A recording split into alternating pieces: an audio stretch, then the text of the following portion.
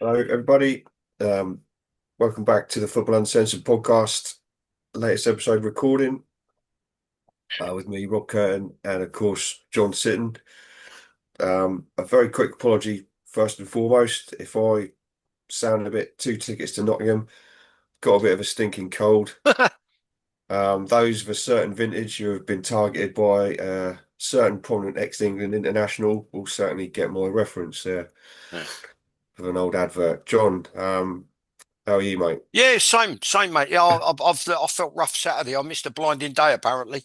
I'm gutted because I worked really hard Monday to Friday, and then I had every intention. I come home, went through what looked like I'll see it at the last minute. It was a lake in Tottenham from like a torrential downpour, and it was like a lake and all sorts floating. So, for Christ, I was looking at the news today what they throw down there caused a flood, and then the cab lit up like a Christmas tree, the dashboard. So I've ended up, Oh, I've got to get up early Saturday. So then that led to me being like monged out because I've broke out my usual sleep pattern and routine. I was going to have a bath and get up and go to work after another hour, go back to bed for an hour. I couldn't. I just felt so rough. So whether it was a 24-hour thing, Sunday's a family day, as you know. Today was in the garage to solve the problem, the aforementioned problem. Plus, I'd already booked in an oil change, rear tyres, front pads, all the bum fluffery that you've got to do. And then tomorrow. I'll probably miss out. It's unheard of for me to miss 4 days, but I'm thinking, well, why break your back and rush in? And I've got to go and have an eye test as part of my medical to renew my license because of my age, which has got to be done annually instead of every three. And then I've got to go and have a scan, which I've mentioned on Twitter about doing myself a mischief. I went and saw the consultant last week. He said, I think it's this and this. He gave me a good thorough check. Fantastic. Spent a lot of time with me. Very reassuring. But he said, I think it's this and this. He said, but to make sure we'll book you in for scans. That's what I've done. So that's my weekend so fingers so far. But on top of that, I'm listening to this imbecile who's one of the luckiest men on the planet, or seeing clips of it on Twitter, going on about the likes of us. We're the problem. White middle-aged men who've basically been working since we left school. Um, and all we've done is paid our taxes, got on with it, kept our mouth shut, not caused any aggravation, not caused any problems, been law abiding, paid all our bills, and now all of a sudden, because we're sticking up for sexually abused, trafficked, raped young white girls, and because I don't know, because we're flying the flag, and we're complaining about an unsustainable mass illegal economic immigration, we're the problem. Which I said to my missus, now tell me I'm not 10 years ahead of my time because all the stuff coming out now, I was saying it since I was on Twitter, which is well over 10 years ago. Because you see what's going on as you drive around. And then someone's going, like they have done before. Oh, yeah, it must be a right wing cab driving West Ham supporter. You know what I mean? I'm a cab driver and that's it. I'm not right wing, I'm just right. It's because it's common sense. What you see going on around you 24 hours a day on a day-to-day basis, you can see the build-up. You can feel the tension, right? And he gives it all that about being patriotic. He didn't even sing his national anthem. They've just showed a clip on GB yeah. News. And then he goes on about a 185 England caps. Well, how'd you do that? Because you were the most ordinary, functional, albeit probably very, very professional, um, uh, perform the basics and the basic prerequisites fullback I've ever seen in my life, which was a redundant position anyway. Have it right. It was no Carlos Alberto, you know what I mean? And up and down tram lines. And he's just lucky that at Man United he had an unbelievable player in front of him who could thread across like you wouldn't believe, probably as well as anyone on the planet. So there you've got 85 England caps. God only knows, right? Oh, Because you were the most ordinary, fundamental, basic attribute fullback I've ever seen. Then inside he had Roy Keane, which is interesting. Maybe he should have take a leaf out of Roy's book and where he comes from. Because it'd be interesting to see what happened if someone like Roy spoke up against his own people. Take a leaf out of his book, yeah, and I'm pretty sure Roy Keane would never ever speak out against his own people. If you had like someone trying to tread middle ground. You know what I mean? Do yourself a favour, son. Stay in your own lane. Stay in your own lane. Don't get involved in stuff that you don't understand. And he's unbelievably bang out of order. As for being patriotic, if he's patriotic, then what you do, you contribute your opinions to what needs to be put right. And like I said at the start of this little mini rant, we're not the problem. We've just got on with it. You've got on it. I don't know how much younger you are than me. I'll be honest. We've never spoke. You've never asked. I'm 66 in a couple of weeks' time. All I've done is work my nuts off since the age of 12 to be a professional footballer and get me foot in the door at a pro club. Got paid a pittance. Harry's a multi-millionaire. We've got wads of cash. He ain't got to worry, is he? You know what I mean? He's like the politicians who are in a privileged Westminster bubble. He's in some, what's the house he tried to build or have designed with turf as a roof? You know what I mean? He's a Fruit Loop, this geezer, and busy. Forget about it. You know what I mean? Another busy liberal socialist millionaire, hand-wringing, self-righteous, self-entitled, not even pseudo-intellectual. Anyway, that's my bit on him. Mug, you absolute muppet, mug. So let's talk Well, what we're here for, football. Although we were going to do other podcasts on the state of London, the lawless causey that it is. Come down to London, have a look round this northern trap merchant. You know what I mean? Yeah, what a muppet! What a just unbelievable, so out of touch. To accuse us of being causing the problem, white middle-aged men causing the problem because we dare to be patriotic and fly. You go to places like I ain't saying everything they do all right, but that's the price you pay for taking over an empire and trying to be the world's police force. You go to every so America don't get everything right, but one thing I will say is they're very patriotic, and other countries you go to we're patriotic. We've had the patriotism absolutely beaten out of us. We've been absolutely browbeaten for decades. And like I've been proved with other items, I said to my missus, another thing. Now tell me I'm not 10 years ahead of me time when I was going on about infiltration by subterfuge. They're talking about for like three red-leaning governments infiltrating the higher echelons of our society and undermining the fabric of our society. You know what I mean? When all we've tried to do, proper people, real people, not universal credit before that, dull ponces like us, we've just basically got on and grafted and paid our taxes and kept our trap shut. Well, it's time not to keep your trap shut. It's time to pick, if you want to put it like that, pick sides. Yeah, you have got to pick sides because what you've got to do, you've got to defend um, our borders, you've got to defend our human rights, our freedom of speech, and you've got to defend our children and our children's children. You understand? Obviously, this geezer, he ain't got daughters and he ain't got granddaughters like I have.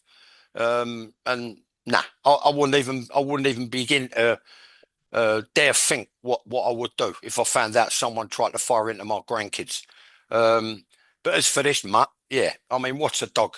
What's a dog talking out against his own people like that, right? And that's it. And I won't be things that you don't do things like that. You don't do things like we are not the problem. We never have been the problem. We've just kept our mouth shut and got on with it, right? Yeah. Unlike him, busy. I I honestly thought it was a wind up, one of those like AI things, that they build up that I can do on social media and everything these days. Um, and then I got sent it again by like another group, and then someone else, and I was like, "Wow, this actually seems like it's genuine." Yeah, yeah. Like, I mean, Like it's genuine. There's other stuff where he's got involved in politics in other countries. Then he's obviously been advised by the other like money grabbing mugs around him because he's an income stream any for him, and they've advised him not to say anything. I think it was something to do with Trump. I'm not sure. It just showed the clips on GB News. It just showed he's got his arms around a couple of teammates. They're belting out the national anthem. He's just like that. So Patrick Christie said, well, maybe he was in the zone. Well, that helps you get in the zone. You know what I mean? oh yeah, It's like me. If I've got the old recording of Jerusalem from one of the championships years ago. I've still I kept know it. you You have. know what I mean? And it was my favourite hymn at school, which I think should be the national anthem. Not about saving a queen or a king. Do you know what I mean? Because no one's better than me in terms of their birthright. You know what I mean? Who are you? They're just lucky. Like their birth certificate's a bit luckier than me. But as for this geezer, yeah. I mean, the only thing I'd say to him is maybe look at your mate on the stick to football podcast who sits across the table at you and wonder on whether he would speak out against his own people with all the thing. And I didn't realise what a dog he was, Oliver Cromwell, with what he done until I was educated by a lovely Irish girl going all the way from Canary Wharf to Cricklewood, right? So maybe I'd have been the same. That's how much I want to defend our freedoms. And the thing, the divide and conquer, it goes back to the Caesars, what we learned off the Caesars. But one thing you can be assured of is, right, you've got to doff your cap and you've got to admire and respect the way other people and other communities stick together. And I've always said that's what lets us down. I even said it to this cab driver the other day who called me a failed football manager because I spoke out about cabbies signing up with the non-tax-paying US corporation sexual assault and rape app. Cheap shot. I said, well, if you call working, saving a club from relegation in the first season, last 5 games of that season, and then working with 15 players, then totally eradicating a £500,000 debt, to be pedantic, 520,000, 10 grand a week, turning it 170 to 220 grand into the black, bringing players through. One of them went for multi-million-pound moves and getting to the final of a trophy that generated over £150,000 over the 2 legs. If it's failure, then I'm a failure, which should bring you nicely to Postecoglou. I think my win rate's better than his. Well, I'll Have a look at your questions. I will. We'll start. Yeah, we'll move on to Big Ange, the new Nottingham Forest manager, as of 7 games and 26 days ago. So yeah, I'll do a little bit of stato first and foremost. Yeah, no wins in his first 7, not the greatest start, but the biggest one I think we found was in his last 49 Premier League games he's managed, he's lost 30. Right. So that's obviously the season with Tottenham that we've well Yeah, documented 23. I last know they year. had 23 defeats last year, which is, I spoke on a previous podcast. What I've got to add to that, Rob, to be truthful with you, right? If you look at it and break it down, um, I can tell you stuff which I can't say on air that I know has come from an excellent source, what went on behind the scenes. Tantamount to saying, um, well, the polar opposite of what Joe Hart said about him last night on Match of the Day too. He said, felt at Celtic, just trust me and stick with the way I want you to play. He said, and there we were, paraphrasing, there we were, three championships later, right? Well, I'm not being funny. You're looking at a maximum of a 2 horse race anyway. And with the state rangers were in after the financial restrictions and the alleged accusations there and their penalties, it was a 1 horse race, right? But have it right, he's come from Australian football, right? Which, to be fair, in my past, I've said when I was looking to leave the United Kingdom, my targets would have been to go to Australia or America because I happen to believe they've got the pools of talent, along with the continent of Africa. They've got the pools of talent to actually do something and run world football and be prevalent and dominant in world football, ergo World Cups, right? Because of the pool of talent and their willingness to listen and to learn and be like a sponge and suck up all the proper information I would have given out. All right. And I decided against it. Anyway, the bottom line is you look at where he's come from. He's come from Australian football. He had a dabble in Japanese football. He somehow lands on his feet and gets a Celtic job, which I've said is a 2 horse race at maximum anyway. He does well up there and then miraculously gets the Spurs job. And from what I've heard, completely out of his depth. And the dressing room was dominated by 2 players. And one organisationally allegedly got him out of jail in particular games. But sticking to the facts that I do know is, along with Man United, I forgot what way round it is. Can't be bothered. Don't follow them. Not interested in terms of. I'm not a paid pundit.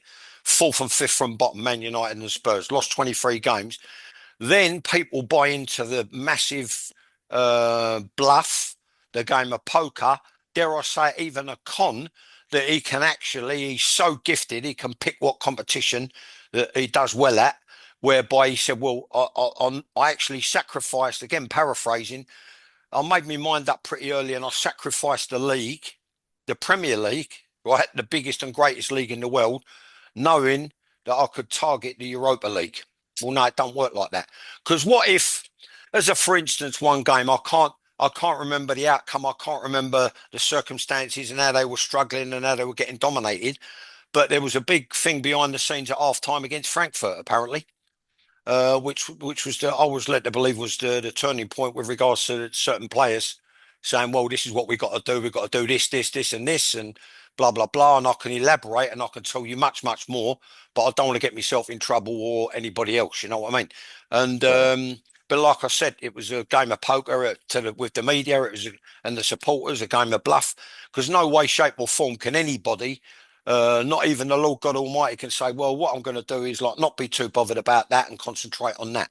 Because if there is a Lord God Almighty, you could see what's happening with the world. If he is neglecting one thing and concentrating on another, you can see what carnage it is and what it creates.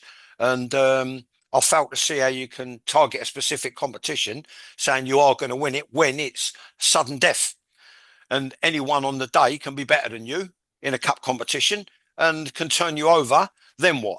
It's a disaster on top of a disaster because the trophy that you targeted, right? You've been knocked out, and you're also your thing is like a dog turd with blue bottles on it, or a dead dog with fleas. Your league thing, absolute like carnage, filth. You know what I mean? Rubbish, garbage. So Harry's landed at Forest.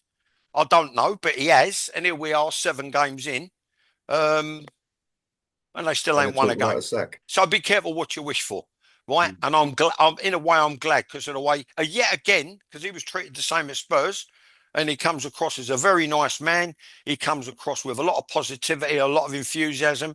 I seen the clip of him the other day on the training field at West Ham. Um, Nuno, the way he was treated. So be careful what you wish for. Damning words, John. Damning words. I mean, we were going to briefly discuss the point about Postecoglou, and he's supposedly meeting the owner, Mavropanos, is it? Who owns Forest and Mavronakis, yeah, Olympiacos. Mavropanos, yeah, apologies. Who also owns Olympiacos, incidentally. yep. Um, this Shipping week, magnet, and he inherited it off his dad. yeah, I think so. So discussing Postecoglou's future. I mean, stepping back a little bit from He's lucky, but the he's lucky. anecdote you've just given, Yeah, is it ridiculous that the media are talking about giving him the sack after 26 days and 7 games, or is that I just think a listen. I think he's lucky. Um, the media are talking about it for the simple reason this is the time of year when it happens. One of the times of year when it happens, October. Laughingly and famously, another self-appointed pseudo-intellectual, Al Wilkinson, um, who had a lot of luck along the way, called it the Ides of March. So he'd obviously been reading a bit of Shakespeare's Julius Caesar. Um, he called October the Ides of March because after like 10, 15 games in domestically, in cups and in Europe, it's like I've said before many, many, many times on different podcasts, 52 with you now, 51, 52 with you. Before that, with Joe, before that with Lord Hudson and Don Shanks. I said it's like you begin to get you can take the temperature and you get a reading and you can roughly predict. Although I must admit I was arrogant, I thought, no, we'll be all right. You know what I mean? My organisation is second to none. We get through. I think we've got the players. And then I stopped praising the 7 players that I did have out of the 15 or 8 players that I did have out of the 15. And they ended up along with me carrying the full weight on their shoulders. But that's another story. The point being, you get a general reading, a general take on you can and the temperature of what's going on round about you in October. And in previous seasons, that's when the second international break after the summer, which is this week, is yeah. normally when clubs pull the trigger on a manager, and he goes, well, why worry? Why worry? The same source told me the compensation package he got when he left Spurs. So why worry? You get another dose of that, and that's it. You're set for life. You know what I mean? I just think he's lucky to be here in the first place. You know, Yeah, you can see he ain't going to pull up any trees. He's not inspiring. I don't think he's animated enough. He gets touchy in the thing. press conferences instead of trying to explain things, which you can understand when you're getting beat so many times. But at least try and come up with some sort of explanation, and instead of turning it on the interviewer, because it's not the interviewer's fault, it's your and the player's fault, right? Um, the fact that he's only just been appointed, I think, will give him a pass Yeah, with regards to Marinakis pulling the trigger in the normal one of the seasons where managers are fired, where they let go. Yeah. Plus, he's made his own bed now. He's got a lie on it. The chairman, that is. You get what I mean? So he's gone. Oh, we've got to keep the progress going. I'm not happy with this. I'm not happy with this. He's let his feelings run away with him. He should never have gone on the pitch and questioned anything. I know only too well, with regards to getting wrapped up in the moment, and letting your emotions run away with you. And as a chairman, you're probably meant to uh, be on reproach. Let's put it like that. So to yeah, go out there and start thing with a manager, why didn't you take him off or whatever it was? I forget now. There's bound to be reasons behind it. And it cost them a result. I think it was against Leicester. I'm not sure. Anyway, was that was Leicester, that. yeah. He's made his bed. He's made his bed. Now he's got to learn it. You know what I mean? I was going to look a right mug. But Mhm. I should imagine in no uncertain terms behind the scenes, he's going to say, "What's going on? You're making me look an idiot." Yeah, You know what I mean? And I'm paying you good money for you to make me look an idiot. They've let um, a Langer go. Shows how important and what a big loss he is, because he used to, like he's doing for Newcastle, stretch teams, immediately stretch teams, and don't matter how compact you try and keep it, right? If he does a little like shoulder and lift, which is one of the dribbling techniques, that's his main one because he doesn't need to do anything else. He's got such blistering pace. He was one of the main reasons behind the Nottingham Forest success. They've spent money. Uh, yeah, a lot. uh, yeah, I mean, fundamentally, the main players are still the main players. You've got a decent goalkeeper. The two centre backs are not as dominant as they were last year, so that gives you a problem straight away.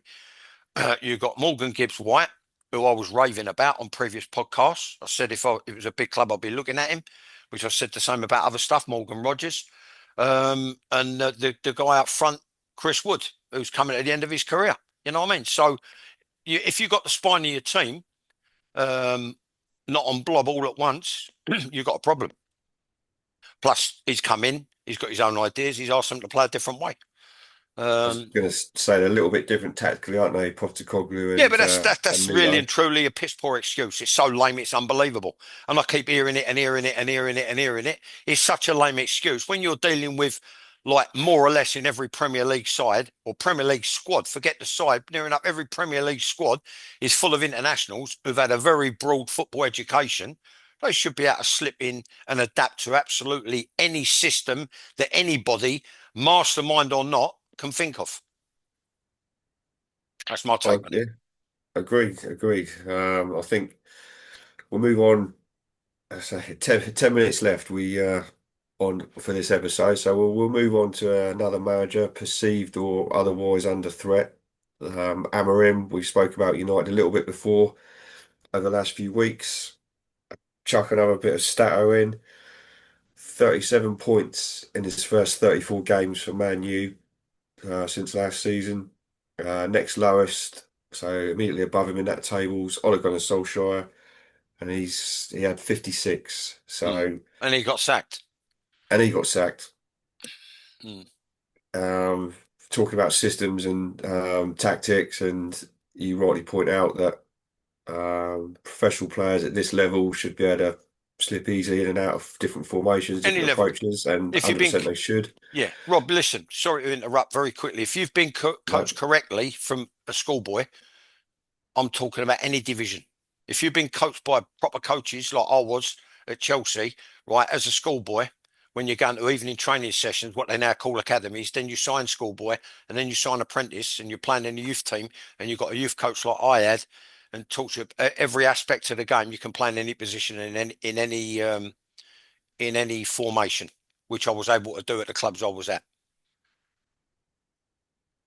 fair point. I was going to go back to Roy Keane, one of our favourite pundits, already mentioned on this episode. I Yeah, he is. saw He's good, Roy. He's good. something the other day.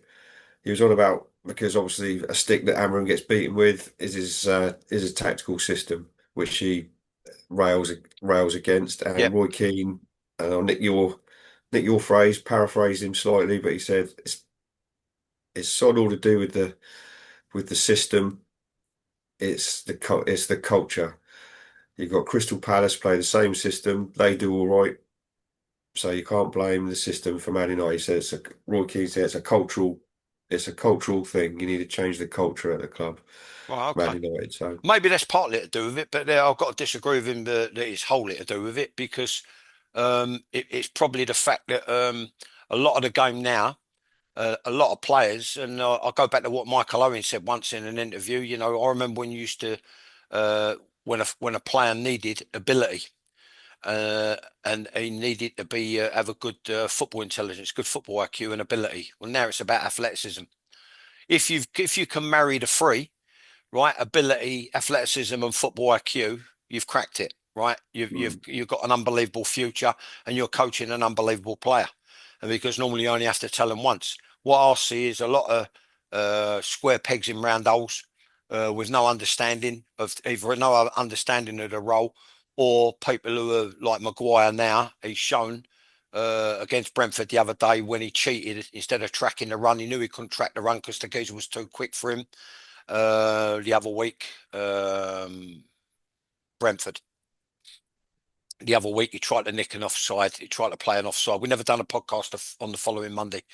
no, he didn't. And what it was, he cheated. What we call in professional parlance, he's tried to cheat and play the offside, which I've heard it said many times when a team's being coached. I've heard it said many times during an halftime too. Now you've tried to nick the offside, you're cheating. You never tracked his run. You should have tracked his run, right? Well, he couldn't track his run because he knew the geezer was too quick for him. He was hoping the geezer went too early, and he never. But he was hoping he went too early, and he put his hand up. Then he's making a recovery run. He's never going to catch him, and the geezer put it in the back of the net, right? Yeah, He's lucky, like forward wise. Maybe there's one or two dividends. They're starting to reap one or two dividends. He's been in and out the side, but he's now got a point to prove. He's been very injury prone since he went there. Mason Mount. Chelsea got a great deal. Always thought he's too light, overpriced, overrated. Um, but he got a great goal at the weekend. Um, Maybe they're giving him a bit more of a thing, Fernandez, in terms of less responsibility, because I don't think he's one to be part of the pair that screens the back four or the back, in this case, back three. Um, because no, he's got to be the he was going square of the along the club. lines of the old Leeds manager with a fullbacks high and wide, and then two and a one off it, or a two and then a one on point. So five staying back, five attacking. Um, yeah, that's it. That's his thing. But what he's Yeah, asking them to do, it's not an hard movement. It's easily coached. It's not difficult. I just think what it boils down to is um, initially they never bought well. He inherited it. So now he's being paid to wade through the mess to sort the wheat from the chaff. yeah. And Sir Jim Ratcliffe is giving him the time to do that. And he's a lucky boy for getting it. Because one thing you don't get in football is time.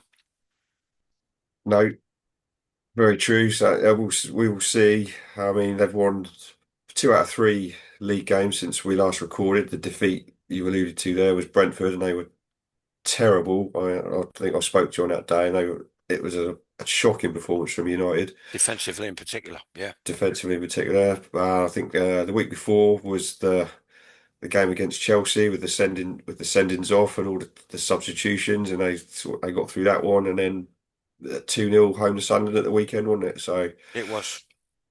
I mean, we'll see. Is it papering over the cracks, or are they Probably. It probably genuinely is. Yeah. turning a corner? Yeah, it probably is. It probably is. Yeah, I think it's a good term to use. Sunderland's one of the teams that come up. They're not going to tear any trees up. I think they've been realistic and set their stall out. I like the way the geezer comes across. I like how organised they are. I like the fact that they're all having a go. Absolutely love the support.